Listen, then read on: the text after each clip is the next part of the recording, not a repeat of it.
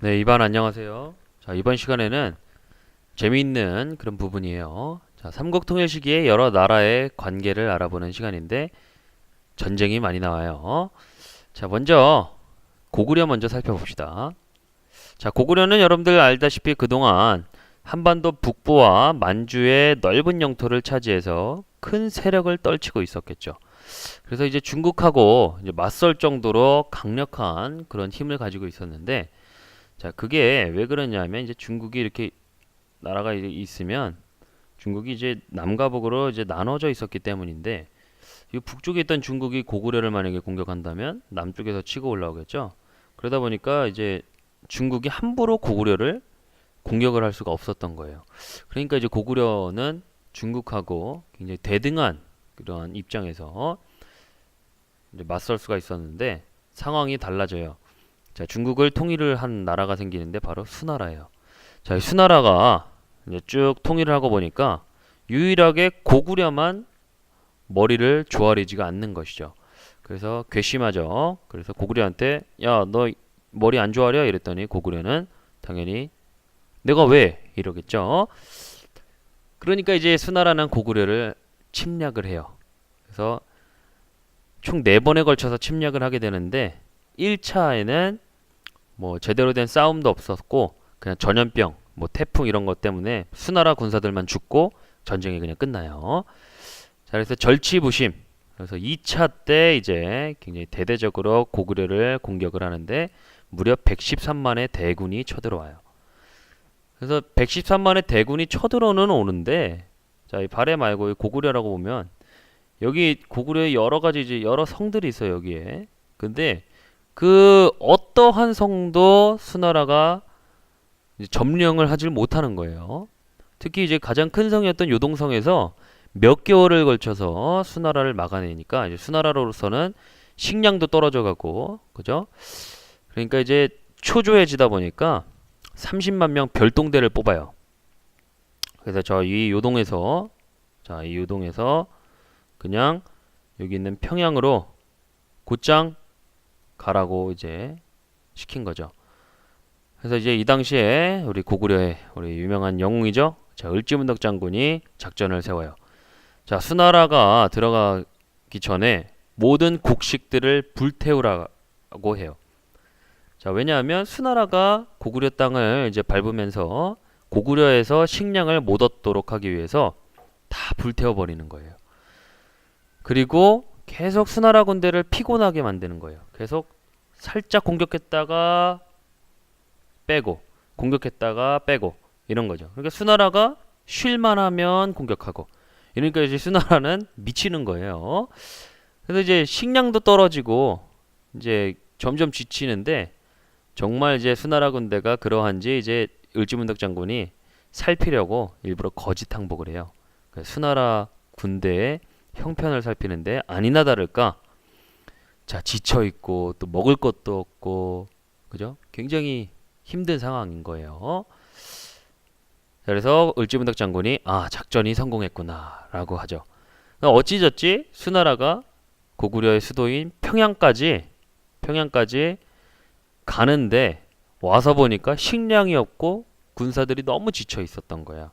그래서 결국에는 평양성을 공격하지도 않고 그냥 다시 돌아가는 길을 택하는데 자, 이 돌아가는데 곱게 돌아가도록 내버려 두질 않죠. 그래서 고구려 을지문덕 장군이 바로 뒤를 공격을 하는 거예요. 그래서 살수 지금의 북한 청천강유역에서 돌아가고 있는 수나라 군대를 공격해서 크게 승리했는데 30만 명 중에 돌아간 군대의 수가 2,800여 명 정도밖에 안 된다고 하는 그러한 이제 대승을 거두는 게 바로 살수 대첩이죠. 자, 이렇게 수나라가 고구려를 괜히 공격했다가 큰 피해만 입고 이제 결국 멸망해요. 국력이 너무 소진이 돼서 그래서 한 39년 만에 수나라가 멸망을 해서 이제 당나라가 만들어지는데 이 당나라도 고구려를 별로 안 좋게 봐요. 왜냐하면 이제 당나라 본인들의 이제 선조였던 이제 수나라가 고구려한테 크게 패했잖아. 그래서 이 당나라도 고구려를 공격을 해요. 그래서 고구려를 침략을 하는데 수나라 때랑은 좀 상황이 좀 달라요. 자, 당나라는 수나라보다는 강했던 거죠. 그래서 고구려의 그 여러 성들이 있죠. 유명한 여러 성들이 당나라에 의해서 하나둘씩 다 함락이 돼버려요. 자, 그래서 뭐 그리고 또 여기 평양성에서 이게 다 함락이 되니까 무섭잖아. 그래서 이 구원군도 보냈는데 이 구원군마저도 결국에는 패배하고. 그러니까 남은 성이 바로 안시성이었어요. 안시성. 이 안시성이 중요했는데, 자, 그 당시 이제 당나라가 고구려의 성들을 점령할 수 있었던 까닭이 바로 공성무기들 때문인데, 이렇게 생겼어요. 자, 이런 공성무기. 여기다 이제 바퀴도 달려 있고 돌멩이를 여기다 넣어가지고 이걸 쭉 당기면은 이 돌이 이 돌덩이가 멀리까지 날아가서 성벽을 부수는데, 이것 때문에 이제 고구려 성벽이 무너지면서 결국에는 이제 고구려의 그 여러 성들이 이제 그 점령을 당하게 되는데, 안시성은 이제 이러한 공성무기들이 오기 힘든 장소였어요. 왜냐하면 산성이에요. 이렇게 이게 바로 안시성인데, 이게 지금 산자락에 있죠. 그래서 여기 나무들도 있었을 거예요. 그러다 보니까 뭐 돌멩이를 던져도 나무에 걸리고 하다 보니까 그 공성무기가 별로 효과를 못 얻고, 그래서 이 안시성, 이 작은 성이 당나라의 공격으로부터 무려 3개월을 버텨요. 여기 보세요. 자, 안시성 싸움. 자, 안시성 싸움을 그 하기 전에 이 당시 이제 성 안에 사람들이 미리 물이 중요하니까 우물도 미리 준비해 놓고 저장 창고도 준비해 놔서 만반의 준비를 갖춰요. 그러니까 이제 산성에서 이제 방어하기 굉장히 유리한 산성에서 당나라를 맞이하니까 이제 방어하기에 굉장히 좋았죠. 그래서 3개월이나 당나라를 막아내고, 그러다 보니까 당나라가 이제 날씨도 추워지고 식량 부족으로 결국엔 안시성 때문에 돌아가게 되는 거죠. 그래서 결국 전쟁에서는 고구려가 당나라를 이긴 것이죠. 자, 근데 이제 고구려가 이렇게 수나라와 당나라의 침략을 모두 막아냈는데 너무너무 힘들었겠죠, 사실. 그래서 사실 고구려가 이제 한반도를 지키는 그 방파제 역할을 했는데 아마 너무 힘들었을 거예요. 그래서 국력도 약해지고 삼국 간의 경쟁에서 점점 어려움을 겪게 되죠. 자, 어쨌든 막아낸 건 자랑스러울 할 만한 그런 일인데, 그 까닭을 한번 살펴봤더니, 자, 여기 옆에 사진 보세요.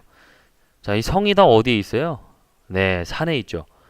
적들이 여기 위로 이렇게 올라오다가 다 죽는 거예요. 그러니까 방어하기 굉장히 유리한 그러한 지형을 이제 활용했다라는 거고, 산을 활용했고, 또 여기 배감성 살펴보세요. 자, 그냥 성이 있고 봤더니 여기 좀 튀어나온 게 있죠. 그래서 적들이 여기를 공격을 할 때 수비하는 입장에서는 여기서 이제 공격을 하는데, 여기뿐만이 아니라 튀어나와 있기 때문에 옆에서도 이렇게 공격을 할 수가 있었던 거죠.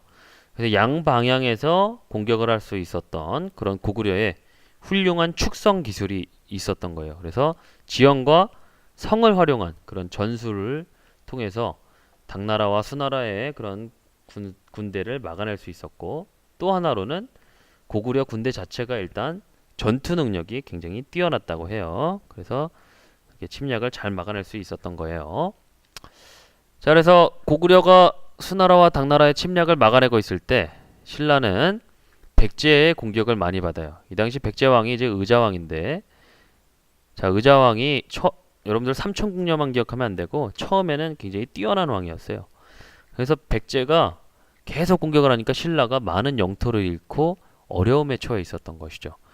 그래서 이 당시 신라 왕이었던 선덕여왕이 불교, 그래서 백성의 마음을 하나로 모아서 이 어려움을 이겨내겠다라고 해서 뭐 절을 많이 짓는데, 그 중에 분황사도 짓고 또 황룡사 구축 목탑을 세워서 신라를 지키겠다는 의지를 보여주고, 또 신라는 이제 불교뿐만 아니라 이제 외교적인 그런 방법을 활용해요. 그래서 외교의 달인이었던 이제 김춘추를 고구려에 먼저 보내요. 고구려한테 우리 백제 때문에 힘드니까 군사 좀 지원해 주세요 라고 했더니 이제 고구려가 거절해요. 자, 왜 그러냐면 고구려가 신라한테 야, 너희 한강유역이랑 너희 우리나라한테 빼앗은 그런 땅들 다 돌려줘 한 거죠. 그러니까 신라는 당연히 그거는 좀 곤란하다라고 했겠죠. 그래서 고구려로부터는 거절당하고, 그러니까 남은 나라가 어디예요? 당나라죠. 그래서 당나라한테 이제 도움을 요청했더니 당나라는 그것을 받아들여요. 그래서 신라와 당의 연합이 이루어지는데, 자, 신라의 라자를 이제 나라고 발음해서 나당 연합이 이렇게 만들어지는 거예요. 자, 그래서 신라 입장은 당나라를 이용해서 백제를 물리치는 것. 당나라는 고구려한테 저번에 패했죠?